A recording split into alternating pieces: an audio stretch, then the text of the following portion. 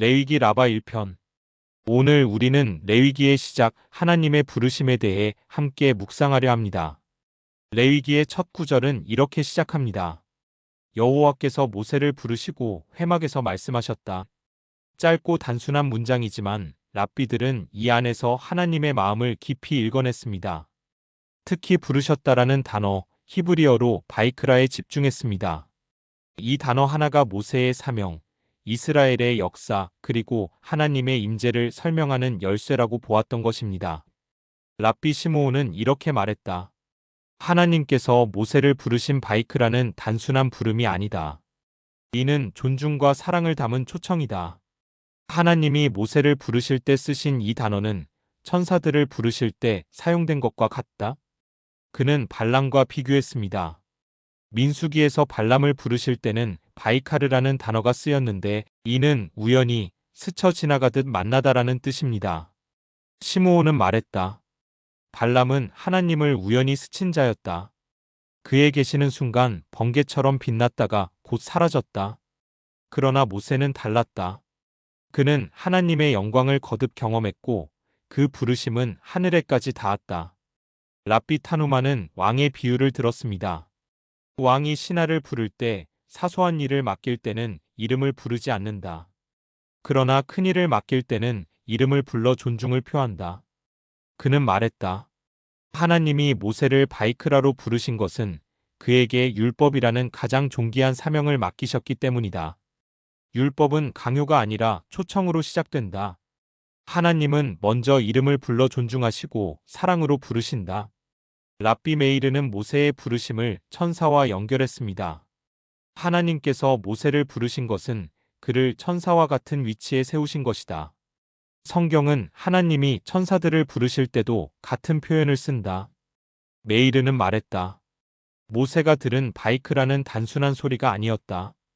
그것은 하늘의 언어였다. 인간이지만 하늘의 일을 맡은 자, 그가 바로 모세였다. 랍비 예호수아는 이렇게 비유했습니다. 한 아이가 거리에 서 있는데 왕이 수레를 멈추고 그 아이의 이름을 부른다. 이는 단순히 불러 세우는 것이 아니라 가까이 불러 곁에 두려는 것이다. 그는 말했다. 하나님께서 모세를 부르신 것도 그와 같다. 멀리서 말씀하신 것이 아니라 친히 가까이 오셔서 그의 이름을 불러 곁에 두셨다. 랍비 요새는 시편 103편을 인용했습니다. 그의 종들에게 그의 길을 보이시며 이스라엘 자손에게 그의 행적을 알리셨다. 이는 하나님께서 먼저 부르시고 그 부르심에 응답한 자에게만 그의 길을 보여주신다는 뜻이다. 그는 덧붙였습니다. 모세가 겸손히 응답했기에 그는 하나님의 길을 볼 수 있었다. 이처럼 랍비 시므온은 하나님의 존귀한 부르심을, 랍비 타누마는 사랑의 초청을, 랍비 메이르는 하늘의 언어를, 랍비 예호수아와 요새는 친밀한 관계와 응답의 중요성을 강조했습니다. 그러나 해석은 여기서 끝나지 않습니다. 다른 랍비들은 모세와 발람의 차이를 더욱 깊이 비교하며 하나님의 임재가 어떻게 이스라엘 가운데 나타나는지를 설명합니다. 이제 우리는 그들의 해석을 더 풍성하게 살펴보겠습니다. 앞에서 살펴본 여러 랍비들의 해석은 모두 하나님께서 모세를 특별히 존중하셨음을 보여주었습니다. 하지만 다른 랍비들은 이 말씀을 더 깊이 파고들며 모세와 발람의 차이, 하나님의 임재, 그리고 회막의 신비에 대해 풍성한 가르침을 남겼습니다. 랍비 엘리에제르는 이렇게 말했다.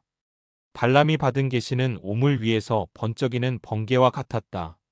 잠깐 빛나지만 그 자리에는 더러운 흔적만 남는다. 그러나 모세가 받은 계시는 꺼지지 않는 등불과 같아서 이스라엘의 길을 영원히 비추었다. 엘리에제르는 모세와 발람의 차이를 영속성에서 보았습니다. 발람의 말은 순간의 권세를 가졌지만 모세의 말씀은 율법이 되어 세대를 넘어 지금까지도 살아있습니다. 랍비 예후다는 부르심의 장소에 주목했습니다. 그는 말했다. 하나님은 모세를 산꼭대기에서만 부르신 것이 아니라 회막에서 부르셨다. 이는 하나님이 하늘에만 계신 분이 아니라 백성 한가운데 임하신다는 뜻이다. 그는 회막을 하나님의 발걸음이 머무는 집이라 불렀습니다. 예후다는 이렇게 정리했습니다. 부르심은 멀리 있는 것이 아니다. 하나님은 우리의 삶 한가운데서 부르신다. 랍비 하나냐는 부르심의 음성에 대해 이렇게 말했다. 하나님의 음성은 온 세상에 울려 퍼졌다. 그러나 이스라엘만이 그 음성을 들었다. 이는 태양빛이 온 세상을 비추지만 각 사람은 자기 창으로만 빛을 받아들이는 것과 같다. 그는 덧붙였습니다. 하나님의 부르심은 모든 사람에게 열려 있다.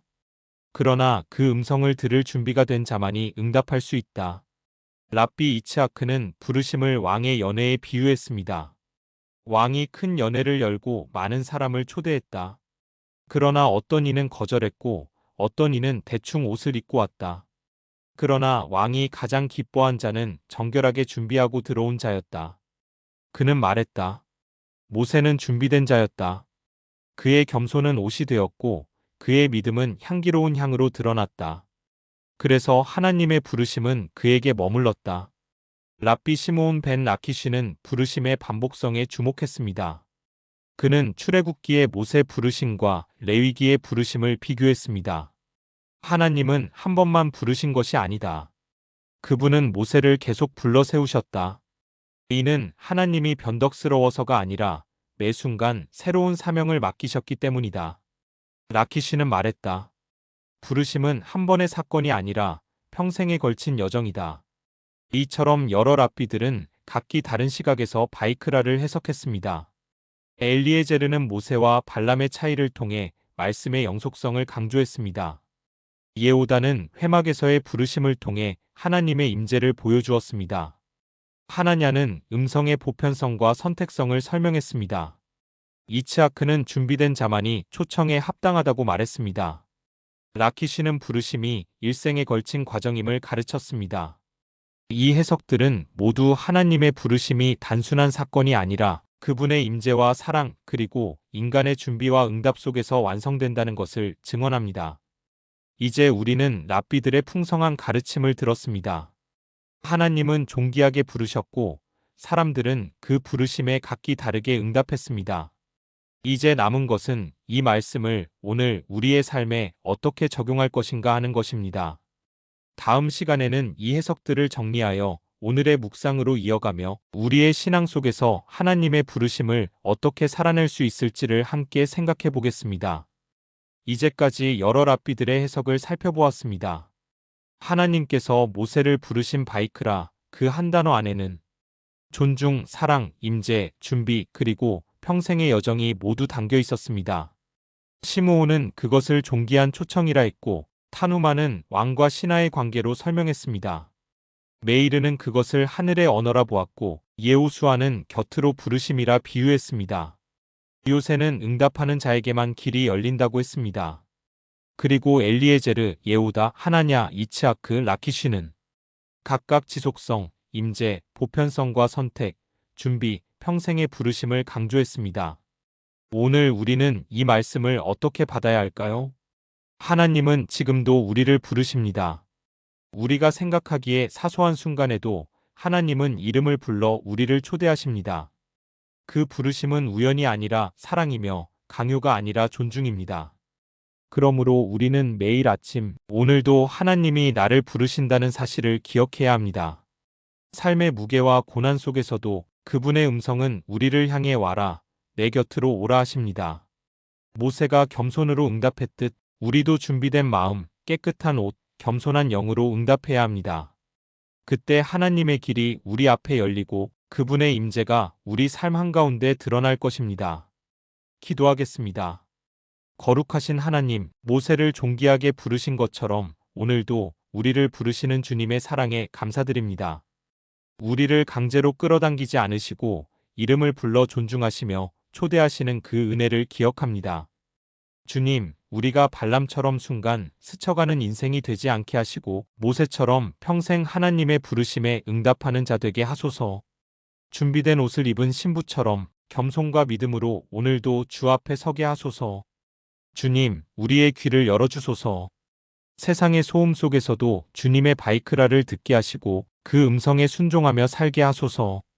예수 그리스도의 이름으로 기도드립니다. 아멘. 사랑하는 여러분, 하나님의 부르심은 멀리 있지 않습니다.